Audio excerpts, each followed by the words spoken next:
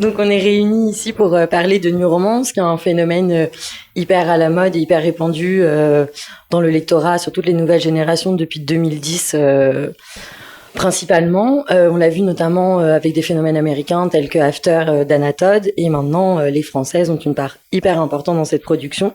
Et on va parler aussi beaucoup de la manière d'édition, du coup autant dans des maisons d'édition que sur des plateformes d'écriture telles que Wattpad ou encore Fixia, qui est une plateforme française de concours d'écriture en ligne, et de l'auto-édition également. Et je vais vous laisser vous présenter. Alors bonjour, donc moi je m'appelle Morgane Moncomble, j'ai 25 ans et je suis l'autrice de Viens on s'aime, qui est mon premier roman, et plus récemment de En équilibre. Donc moi c'est Calypso Caldin, donc bonjour. Je suis l'auteur de mon premier roman en New Romance, c'est Pour me sauver. Et récemment, j'ai écrit la saga Styx Riders. Bonjour, je m'appelle Erika Boyer, je suis auteure hybride, donc publiée en maison d'édition et en auto-édition. J'ai publié pas mal de romans depuis, mais le plus récent, c'est L'encre du passé. Donc on a vu que la New Romance avait pris une énorme place dans le lectorat français. Ça découle notamment de la romance qui, elle, est un genre qui existe depuis des années. On est toujours sur le même principe que la romance, donc toujours centré sur une histoire d'amour, avec une fin heureuse généralement. Et je me demandais du coup, vous, si vous avez toujours lu la romance, si vous en avez toujours écrit, qu'est-ce qui vous a amené vers ce genre, comment vous l'avez découvert ? Alors, moi quand j'ai commencé à lire, j'avais 12 ans. J'ai pas du tout commencé avec de la romance, c'était plutôt de la fantasy. C'était un peu l'époque Twilight, tout ça, donc il y avait quand même la romance qui était au centre de l'histoire, mais bon, c'était quand même plus de la fantasy. Du coup, voilà. Ensuite, j'ai grandi, j'ai lu de la science-fiction, et c'est seulement autour de 18-19 ans que j'ai commencé à lire de la romance, et plus particulièrement de la New Romance, avec tout le phénomène de After, et donc de Anna Todd, principalement parce que j'étais très intéressée par Wattpad, qui est une plateforme d'écriture. Et à partir de ce moment-là, je sais pas, j'ai beaucoup aimé en fait l'idée, et j'ai commencé à en écrire, donc sur Wattpad aussi, et j'ai jamais arrêté. Donc voilà. Alors moi, à la base, j'ai commencé à lire, ouais, j'avais à peu près 13 ans. J'ai toujours lu de la romance, mais beaucoup de romances fantastiques. Au début, c'était vraiment beaucoup de romances fantastiques. Je me suis mis plus récemment à la romance pure, Et au niveau de l'écriture, j'ai commencé par le fantastique aussi. J'en écris toujours, mais récemment aussi, je me suis mise à la romance, vraiment la new romance pure également. Voilà. Moi, j'ai toujours lu de la romance. Je me souviens des vieux livres, ces livres de poche rouges avec des histoires d'amour érotiques d'ailleurs, qu'avait ma mère dans sa bibliothèque. Et j'en lisais. J'ai commencé à en écrire en étant sur des forums d'écriture. Aujourd'hui, ça a été remplacé tout ça, donc c'est Wattpad ou les plateformes comme Fixia avec des concours. Mais à l'époque, c'était très populaire, on faisait des fanfics donc sur des personnes célèbres, tout ça, et déjà il y avait l'amour qui était au cœur de ces histoires. C'était des histoires d'amour entre plusieurs célébrités, des choses comme ça, et c'est comme ça finalement que j'ai commencé l'écriture, et donc je suis rentrée directement dans l'écriture de la romance, et ce que je continue à écrire aujourd'hui. Et donc la New Romance a vraiment évolué par rapport à la romance pure et simple. Il y a énormément de sujets de société maintenant qui passent par la romance. Le lectorat a aussi beaucoup évolué. L'évolution se fait aussi maintenant dans la façon d'éditer, justement. Les éditeurs comme Hugo Publishing sont très à l'affût justement de ce qui se passe autant en auto-édition que sur les plateformes d'écriture. Ainsi, du coup, Hugo a créé sa plateforme Fixia avec des principes de concours d'écriture à thème. Et vous, comment vous vous êtes inscrit sur ces plateformes? Comment vous est venue cette envie d'être lu et d'être publié ou pas par une maison? Alors, comme je le disais tout à l'heure, donc j'ai commencé à lire de la New Romance avec le phénomène d'Anna Todd, After, qui était aussi, avant d'être publié, qui écrivait du coup sur Wattpad. Du coup, ça m'a tout de suite intriguée parce que l'écriture, c'est très solitaire, et c'est vrai que jusqu'ici, j'écrivais toute seule dans ma chambre, et je savais pas vraiment ce que mes écrits valaient, si je puis dire. Et moi qui rêvais d'être autrice, je voulais vraiment avoir des avis en restant anonyme. Donc ça m'a beaucoup intriguée, et je me suis inscrite dessus sans vraiment pensé plus loin. En fait, c'était vraiment juste une façon de partager mes écrits, mes personnages, pour plus être toute seule dedans. Et bien sûr, pour avoir des avis. Et ça s'est enchaîné. Ça faisait plaisir d'avoir un retour et aussi de rencontrer des gens qui faisaient la même chose, qui écrivaient le même genre d'histoire, etc. Et du coup, aujourd'hui, ça m'a rapporté où j'en suis aujourd'hui. C'est vrai que je pense qu'avant, il y avait moins ce phénomène de veille par les éditeurs sur les plateformes d'écriture. Mais aujourd'hui, c'est beaucoup le cas et je trouve ça génial parce que c'est vrai que ça rend un rêve, entre guillemets, donc celui d'être publié, beaucoup plus accessible pour les auteurs solitaires comme moi. donc voilà. Alors moi, en ce qui me concerne, c'est pareil. J'ai commencé à publier sur Wattpad sans vraiment avoir l'envie d'être forcément publié dans une maison d'édition pendant quelques années. Et puis le jour où j'ai vraiment voulu être éditée, je suis tombée donc sur la plateforme de Fixia qui permettait d'être publiée via les concours en fait, en fonction des gagnants. Et d'ailleurs mon premier roman est sorti parce que j'avais gagné un concours et ensuite ça s'est enchaîné sur mes autres romans. Voilà. Alors, moi, j'ai pas le même parcours. Du coup, moi, j'ai commencé en auto-édition et j'avais pas dans l'idée forcément d'être publiée en maison d'édition, mais je suis passée par Wattpad quand même une fois publiée pour avoir ce côté partage avec mon lectorat déjà installé. Je cherchais pas de nouveaux lecteurs ou quoi, mais il y avait ce côté, comme Morgane a mentionné, de partage finalement avec les gens. Je mettais un chapitre par jour. C'est une façon d'écrire qui est très différente de quand on fait son roman tout seul. On partage chaque jour ou chaque semaine un nouveau chapitre et il y a vraiment cet échange. En revanche, on a parlé de Wattpad, on en avait déjà discuté. Moi, j'ai fini chez Hugo grâce à une plateforme qui n'est pas d'écriture, mais qui est quand même liée finalement, puisque c'est Livre Addict. Suite à la nomination d'un de mes livres à un concours, j'ai fini comme ça. Donc, je pense que ça reste quand même très connecté, tout ce qui se passe en ligne, tout ce qu'on publie en ligne, ça, c'est finalement une porte, un chemin vers la publication en maison d'édition pour ceux qui le veulent. Voilà. Du coup, comme on l'évoque, Fixia est notamment une plateforme de concours d'écriture où justement les auteurs publient chapitre par chapitre. Plus ils ont de likes sur leur chapitre, plus ils sont partagés par toute une communauté de lecteurs, ils pourront continuer à écrire des chapitres et à gagner le concours. Est-ce que vous pensez que, contrairement à un genre littéraire plus classique, la romance est justement très centrée sur des communautés et que le fait de partager avec ses lecteurs est vraiment quelque chose de déterminant dans l'écriture et qui est notamment très propre à la romance où il y a vraiment toute une communauté de lecteurs qui vous soutiennent et qui sont vraiment là Très bonne question. Je sais pas forcément parce que c'est vrai que je suis publiée qu'en romance, mais effectivement j'ai eu l'occasion de me rendre compte que le lectorat de New Romance est très impliqué en fait. On le voit par exemple dans les groupes Facebook qui sont qui sont très très présents sur les réseaux et qui partagent, qui se conseillent certains livres, etc. Et qui aussi invitent les auteurs et autrices. Et du coup, c'est vrai qu'il y a ce partage où on est entre guillemets plus accessible. Et j'ai l'impression qu'elles ont aussi besoin de ça, peut-être pour s'identifier, je sais pas, ou aussi parce que la plupart d'entre elles écrivent aussi. Et je pense que ça les rassure. Je sais pas trop en fait.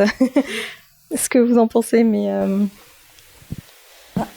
je me demande si la romance, ça a quelque chose de très finalement réaliste. Enfin, tout le monde s'y retrouve dedans.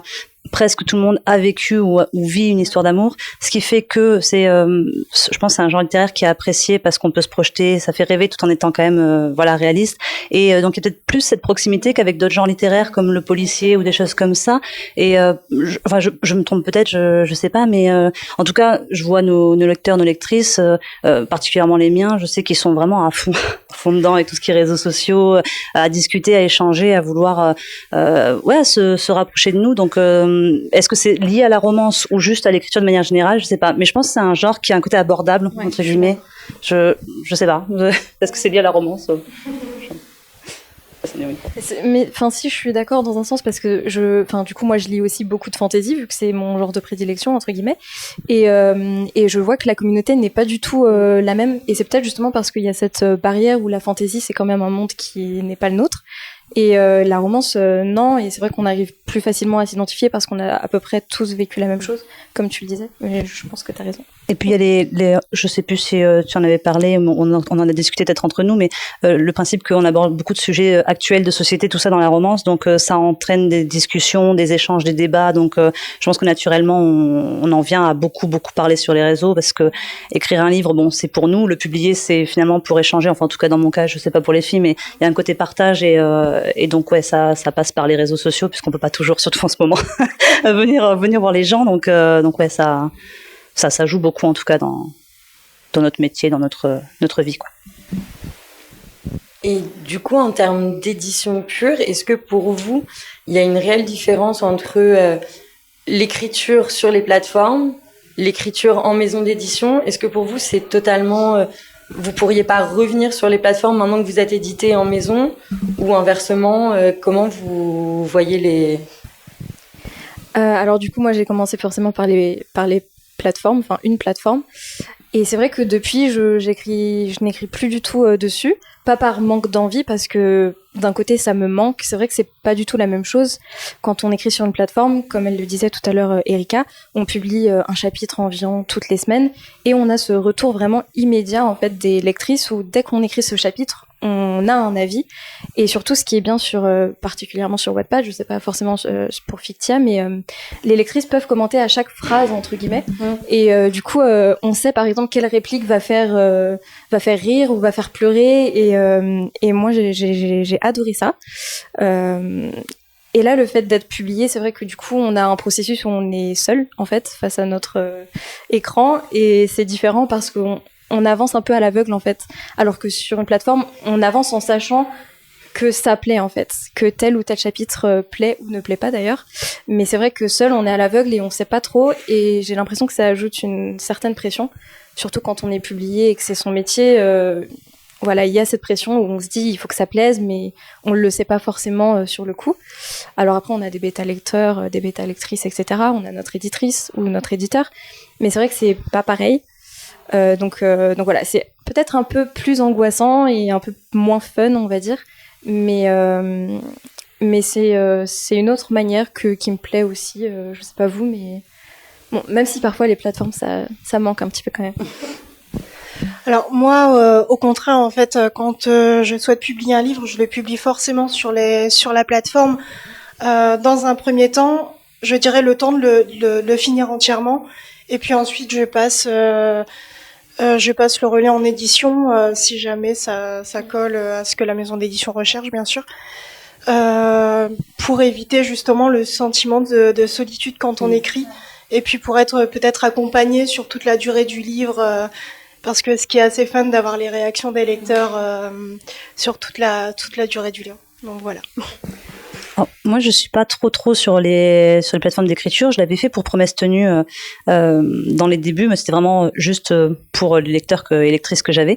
J'aime beaucoup donc ce que les filles ont mentionné, les petites réactions en direct, tout ça.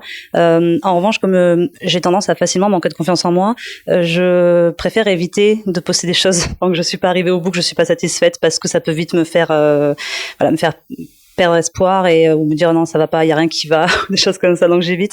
Et puis les histoires, au moment où je les écris, elles sont vraiment pour moi. Au moment où je les publie, elles ont été retravaillées pour aller vers d'autres personnes, mais quand je les écris, c'est pour moi, c'est quelque chose qui n'appartient qu'à moi, et donc j'ai un peu de mal à partager ça sur les réseaux ou quoi. Enfin, c'est vraiment mon moment à moi, je me raconte mon histoire du début à la fin, et quand elle est finie, même si elle est pas relue, là je peux la partager et voir avec d'autres personnes. Mais voilà, j'ai tenté l'expérience, voilà, Wattpad avec Promesse Tenue, c'était super sympa, mais je pourrais pas faire ça pour tous mes livres parce que j'ai besoin de ce moment avec juste moi et moi, juste rien qu'avec moi. Voilà. Et du coup, vous qui avez publié sur les plateformes ou en auto-édition et dans une maison d'édition, quelles sont pour vous vraiment les différences notables, et quel est l'apport en plus ou en moins, si jamais c'est en moins Du coup, comme je le disais, c'est vraiment la proximité avec les lecteurs et les lectrices qui est immédiat en fait, contrairement à la publication où on doit attendre que tout le processus soit terminé et qu'ensuite le livre soit publié. Et même là, quand on a des avis, c'est jamais directement parce que voilà, on lit des chroniques ici et là quand on nous tag, ou alors on nous tag pas et c'est nous qui allons chercher les avis sur les sites comme Goodreads, Livre Addict, etc. Alors que sur Wattpad, c'est directement via notre chapitre, donc on le voit tout de suite. Et c'est vrai moi je sais que quand j'étais sur Wattpad, mes lectrices et mes lecteurs, c'était vraiment comme des amis en fait. On avait ce lien là qui était assez spécial et unique. Et c'est vrai que c'est pas la même chose quand on est publié. Mais je pense que le fait d'avoir été autrice entre guillemets sur Wattpad, j'ai continué d'avoir ce lien avec mes lecteurs et mes lectrices aujourd'hui.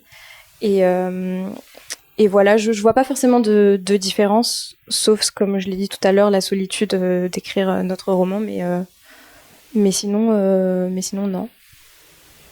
Alors moi, en ce qui me concerne, je ressens pas forcément de différence non plus parce qu'au final, comme j'ai écrit la première version sur les plateformes d'écriture, bien sûr après il y a tout le travail de réécriture, de correction, ce genre de choses, mais c'est justement peut-être pour qu'il n'y ait pas de différence que je publie en fait sur les plateformes en fait. Voilà. Oui, je pense qu'à part parce que entendre Morgane parler de cette proximité, ça m'a rappelé justement le moment quand j'ai publié Promesse tenue dessus et ce moment de partage qui finalement maintenant va me donner envie d'y retourner, de me remettre sur Wattpad. Alors j'ai pas le temps, mais ouais, à part ça, il y a ce côté proximité, partage que comme toi, du coup tu postes toujours sur Wattpad, mais j'ai maintenu sur les réseaux. Par exemple, je partage régulièrement de mon avancée au niveau de l'écriture, des extraits. J'ai un Discord avec mon comité de lecture et puis ceux qui veulent rejoindre où on échange et je les tease un petit peu sur sur ce qui arrive, des projets que j'écris qui sortiront que 4 ans plus tard, donc je me fais rapidement détester, mais c'est resté peut-être parce qu'on est passé par des plateformes avant, peut-être que ou juste qu'on est naturellement comme ça, avoir besoin du lien avec lecteur lectrice, mais sinon il n'y a pas de grande différence, pas au niveau du processus d'écriture en tout cas. Pour moi, non, j'écris toujours, que ça passe sur Wattpad ou en maison d'édition ou en auto-édition, n'importe où, j'écrirai ce que j'ai envie d'écrire, donc ça me changerait. Mais comme tu le dis, du coup, là où il y a une différence aussi, c'est comme vous publiez en auto-édition ou sur les plateformes, vous devez remplir vraiment toutes les casquettes de l'auteur, enfin de l'autrice, contrairement là où la maison d'édition va vous appuyer sur certains points, sur la communication, aussi sur le retravail, où là c'est vraiment à vous de tout gérer de A à Z. Est-ce que c'est pas ça qui est le plus compliqué aussi dans cette démarche-là Je pense que c'est plus compliqué pour les autrices et les auteurs comme Erika qui sont en auto-édition.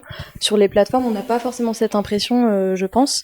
Après, bien sûr, il y a la réécriture quand on est perfectionniste ou les corrections, etc.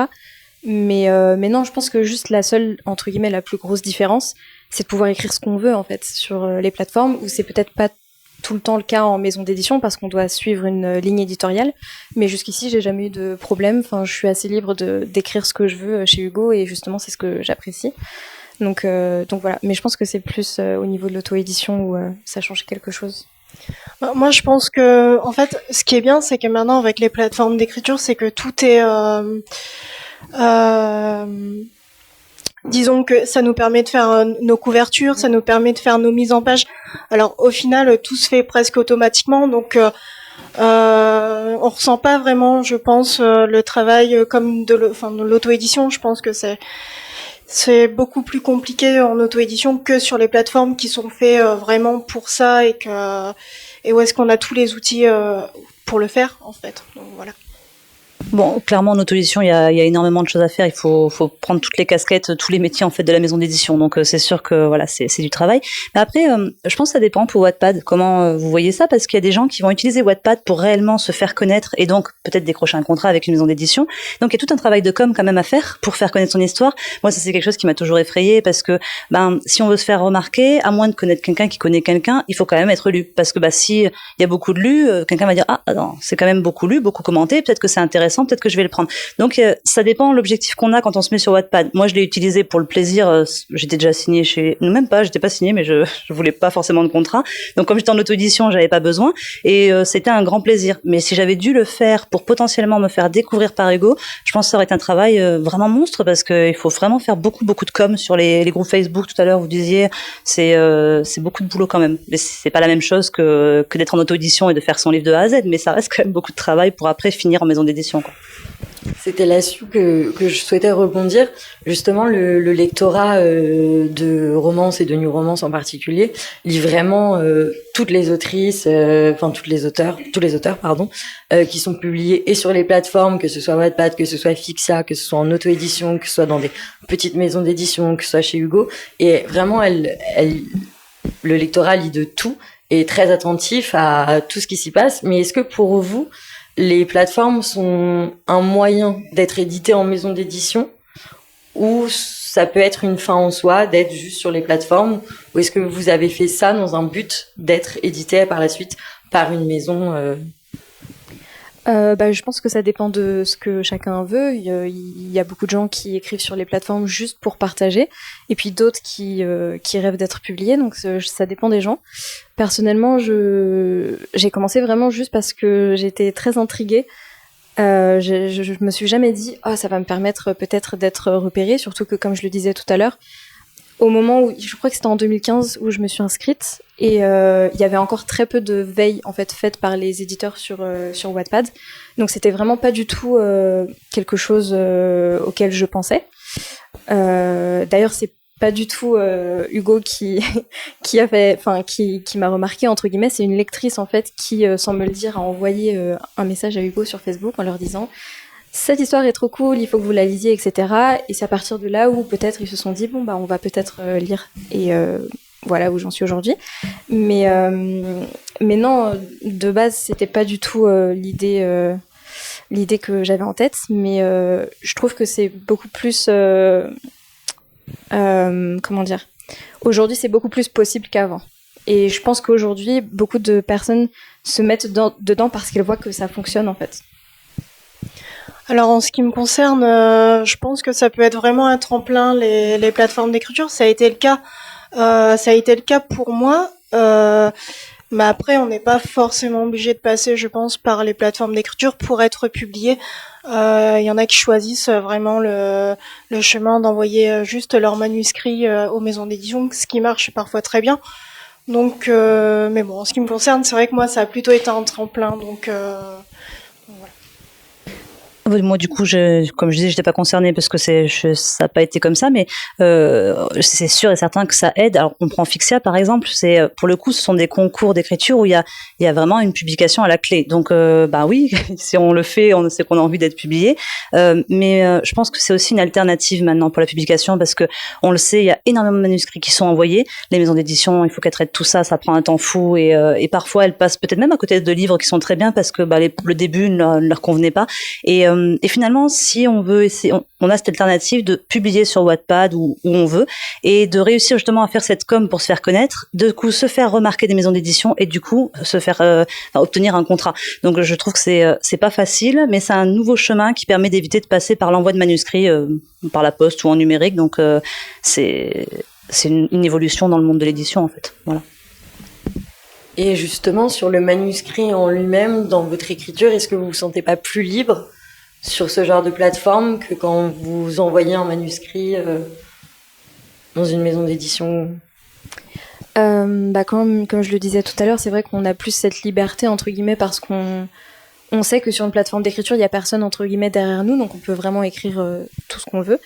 Alors que voilà, quand on est publié en maison d'édition, on doit faire attention à ce que ça entre dans la ligne éditoriale, que par exemple, si c'est de la romance, qu'il y ait tous ces codes, entre guillemets, même si on a tendance à en sortir, mais voilà, quand même.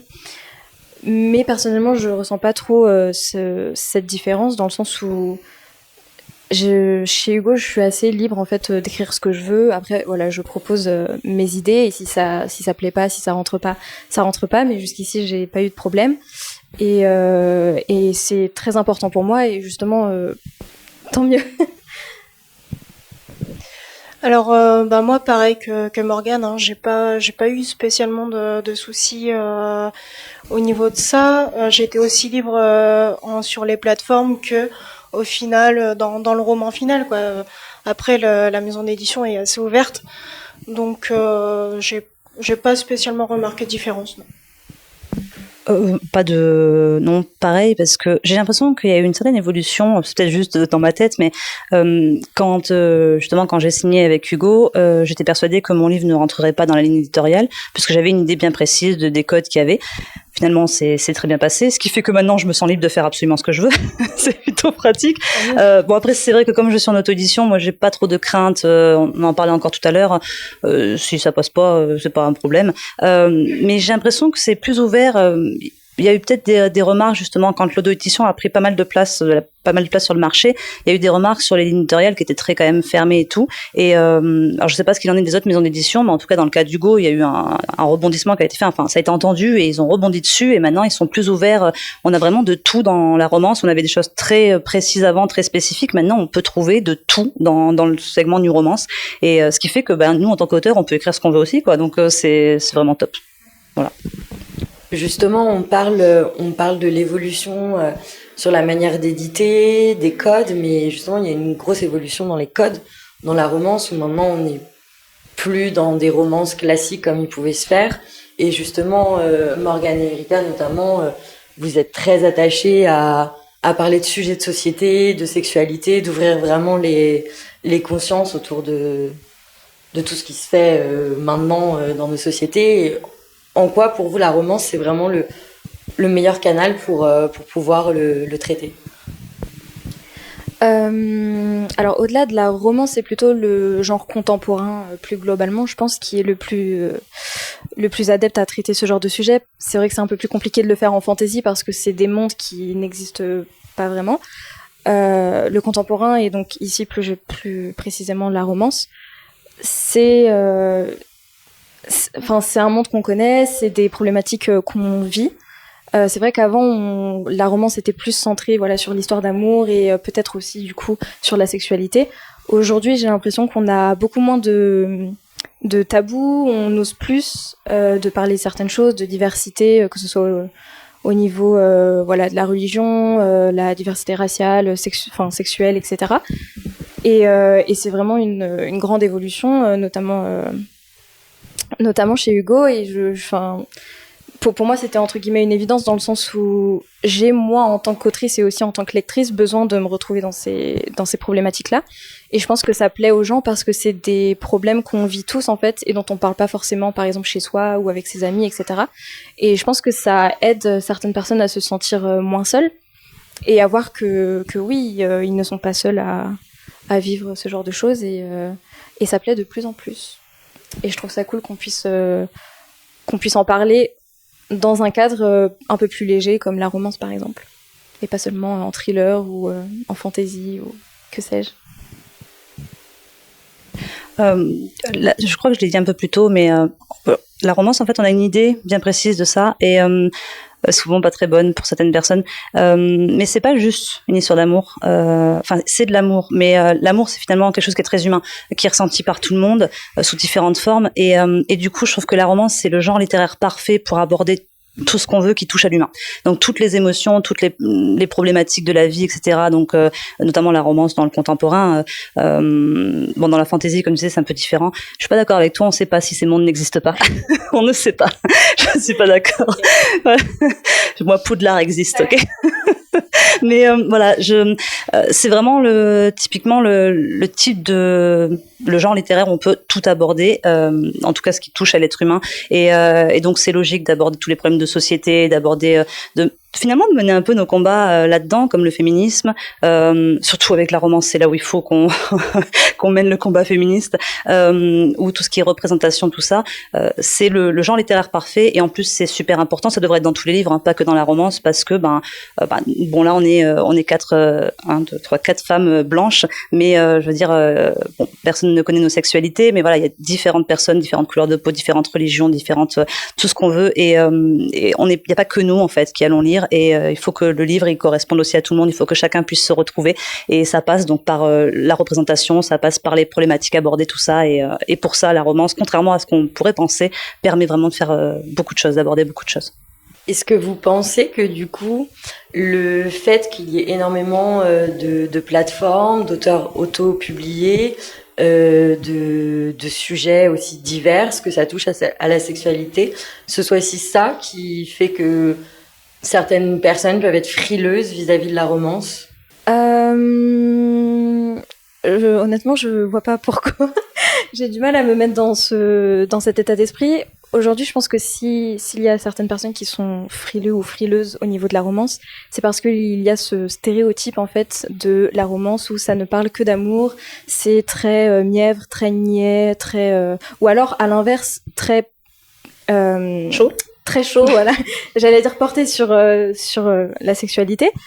Donc voilà, c'est soit l'un soit l'autre et ça peut jamais être au milieu en fait. Et voilà, après bon, c'est sûr qu'il y a eu aussi des exemples, par exemple comme 50 nuances de Grey, etc. où il y a eu toute cette polémique et tout de suite c'était mauvais entre guillemets. Enfin, c'est pas pour rien qu'on l'a appelé le mommy porn, mais je pense que c'est plus de ce côté-là plutôt qu'autre chose, alors que c'est totalement faux en fait. Voilà. Et puis je pense qu'il y a aussi cette différence à faire entre par exemple littérature érotique et pornographie, qui parfois est un peu, se chevauche pour certaines personnes, mais c'est important quand même. Puis on voit bien aussi que dans beaucoup de nouveaux ouvrages qui se font en romance, les auteurs essayent vraiment de se détacher, justement. Il y a de moins en moins de scènes de sexe. Ça va plus être centré, justement, sur les relations et la psychologie des personnages que les scènes de sexe en particulier. Oui, carrément. Je pense que quand le genre de la new romance a explosé, c'était vraiment... suite à 50 nuances de Grey, etc., où c'était des histoires qui étaient très portées sur le sexe, et aujourd'hui, je trouve qu'on s'en éloigne de plus en plus, même si c'est toujours sympa à lire et qu'on continue d'en écrire, mais c'est vrai qu'on édulcore beaucoup plus aujourd'hui, et du coup, ça laisse la place à d'autres sujets, entre guillemets, plus importants. Ça fait du bien de changer, mais c'est aussi important. Je pense qu'il n'y a pas toujours besoin d'écrire les scènes, les rapports sexuels dans les histoires, mais ça reste super important, notamment au niveau de la sexualité féminine, parce que, encore une fois, féministe, comme je disais, on a trop souvent montré, notamment dans la romance, des femmes qui n'étaient pas à l'aise avec leur sexualité, où c'était l'homme qui apprenait tout, etc. Pour moi, je reste convaincue que le sexe, c'est pas un problème pour moi, c'est pas tabou. Il faut en parler. Plus on en parlera, mieux ça ira. Et voilà. Mais on a associé ça, la romance à un mauvais genre, mauvaise scène de sexe décrite et c'est vraiment il y a vraiment une très mauvaise image et je pense que les plateformes comme Wattpad, tout ça, ou même l'auto-édition, ça a contribué alors que ça devrait pas être le cas parce qu'on s'est dit tout le monde peut en écrire. Parce que tout le monde peut publier sur Wattpad, tout le monde peut être auto-édité. Donc, si tout le monde peut en écrire, c'est que c'est pas de la qualité. C'est comme si ça marchait comme ça. Ça fonctionne pas comme ça. Et moi, je le prends dans l'autre sens. Je considère que toutes ces plateformes et tous ces sujets qu'on peut aborder, ça permet d'avoir de plus en plus de récits, de plus en plus riches et d'avoir plus de diversité au niveau des écrits, etc. Donc, je pense que c'est une bonne chose. C'est sûr qu'après, comme partout, mais comme dans les maisons d'édition, il y a des livres qu'on va aimer, d'autres qu'on va pas aimer, d'autres qu'on va même juger mauvais, d'autres qu'on va juger bons. C'est après à chacun de décider, de voir ce qu'il en pense. Oui, je suis assez d'accord, désolée. Je rebondis sur ce que tu disais au niveau de la sexualité féminine, pardon. Je pense que aussi, c'est peut-être que mon avis, je pense que certaines personnes sont frilées au niveau de la romance érotique parce que ça parle pas de sexualité, mais de sexualité féminine qui jusqu'ici était très tabou, on n'en parlait pas, que ce soit les hommes ou les femmes. Et en fait, ça a servi justement à libérer cette parole et je pense que c'est super important. Voilà. Rien à ajouter. Et donc, comme on a pu voir, il y a énormément de sujets qui sont abordés en romance, énormément de manières d'être publiés, d'écrire, de se lancer. Et pour finir, est-ce que vous auriez un petit conseil, un petit mot pour quelqu'un qui voudrait se lancer dans l'écriture, s'inscrire sur ces plateformes, un petit conseil? Alors moi, perso, j'ai envie de dire, si vous avez envie d'écrire, posez-vous pas de questions, lancez-vous. Les plateformes d'écriture, c'est fait pour ça aussi. C'est fait pour se lancer et puis surtout pas se poser non plus 10 000 questions, pas se mettre de frein. Si vous avez envie de le faire, faites-le, quoi. Oui, je suis assez d'accord. Enfin, en général, je sais pas trop quel conseil donner, mais c'est vrai que voilà, moi qui ai commencé par écrire sur des plateformes, je trouve que c'est un bon moyen. Et puis même si voilà, par exemple, on a un peu la honte au début, on sait pas trop. Les plateformes, ça sert aussi à ça. On peut être totalement anonyme. On n'est pas obligé d'exposer toute notre vie ou notre prénom, etc. On a juste à écrire quelque chose et à laisser le monde le voir ou non d'ailleurs. Et puis je pense que c'est aussi une bonne façon de rencontrer des gens et de lire d'autres choses aussi. Et voilà, faut pas se prendre la tête, faut pas se comparer surtout. Il faut écrire ce qui nous fait plaisir et voilà. Je pense que ça va être très court. Moi, je rejoins les filles. Si on a envie d'écrire, faut y aller. Moi, je suis quelqu'un qui marche avec le cœur, donc j'ai juste à dire si dans le cœur on a ce besoin, cette envie d'écrire, faut écrire. Et puis, pour commencer, je pense que les plateformes d'écriture c'est pas mal. Et comme disait Morgane, on peut être anonyme. Donc, quand on est un peu timide, c'est très bien. Ça convient à tous les profils. Et puis, qui sait, ça peut déboucher sur une publication. Du coup, Morgane, Calypso, Erika, merci beaucoup de nous avoir parlé de ces plateformes et de qu'est-ce que la new romance aujourd'hui. Ouais, c'est un plaisir.